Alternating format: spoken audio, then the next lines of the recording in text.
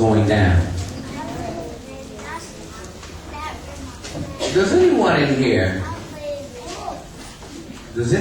here know the feeling of frustration and humiliation that comes from being blindsided by something when least expected? I don't know about you, but I hate to be caught off guard. I'm not crazy about surprises all that much, because I'm the type of person that would prefer to know what is coming at me before it shows up at my door.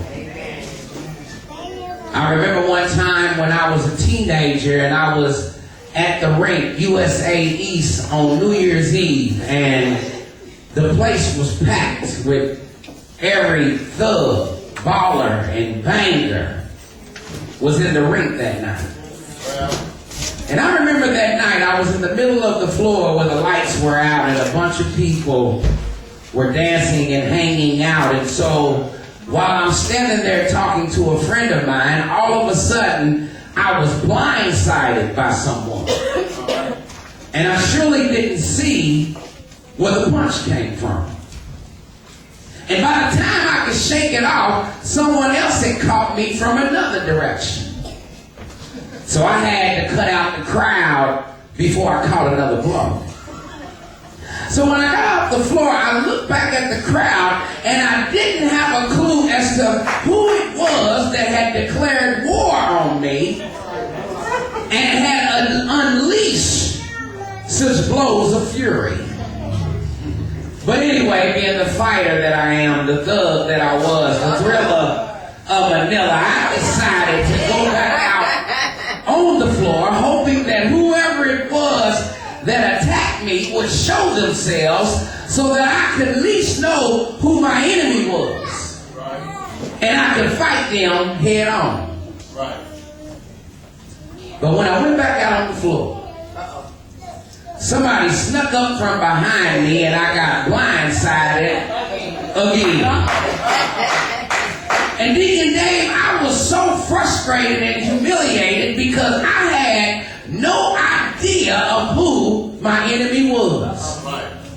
Therefore, I didn't know who to fight. Now, had I just stayed in the light where I could see, or just hung out with my family, my friends, my people, my crew, then I never would have got caught off guard. But I thought that I was safe because it was so many of us in there that night. In other words, I was walking around with a false sense of security. And I got blasted in the dark as a result.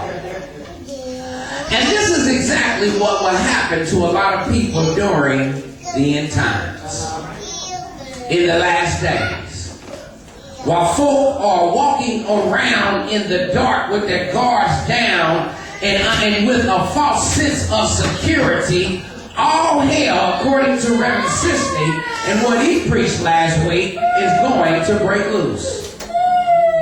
And many will be blindsided by the enemy. They won't see it coming. Therefore, they won't know what hit them. Or even who the real enemy is when the drama goes down. This is why we must make sure that we walk in the light of God. And stay with the church, our people, our family, our crew. And do our best to stay out of the dark, because the time is coming when the world will feel the fury from the blows of judgment.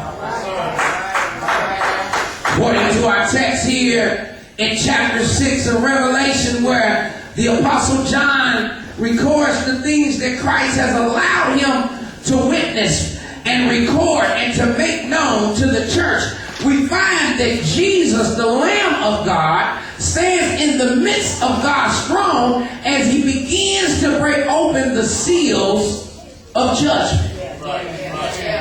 And every time he breaks open a seal in heaven, it triggers a series of events that will take place here on earth.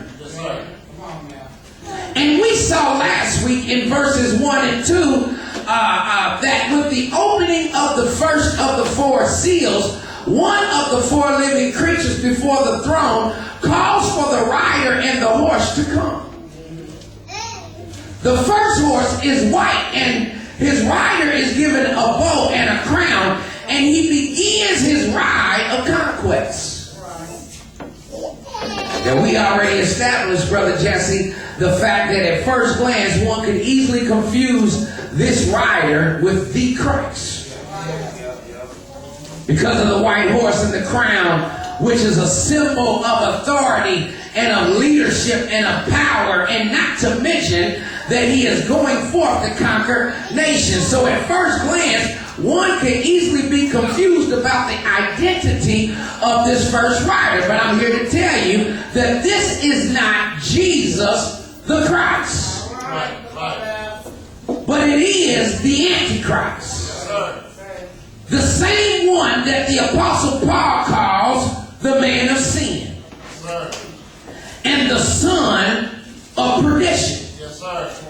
We all hear that word perdition. A lot of times we don't know what it means. Perdition meaning utter destruction, loss, eternal damnation.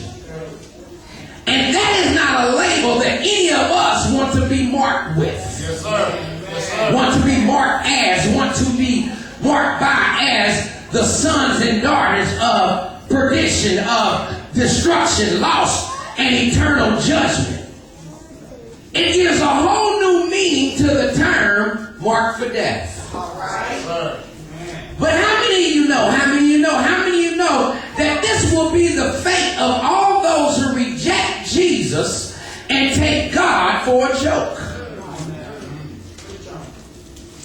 Those who blatantly choose a life of sin over a life of righteousness. Those who willingly exchange the truth of God for the lie.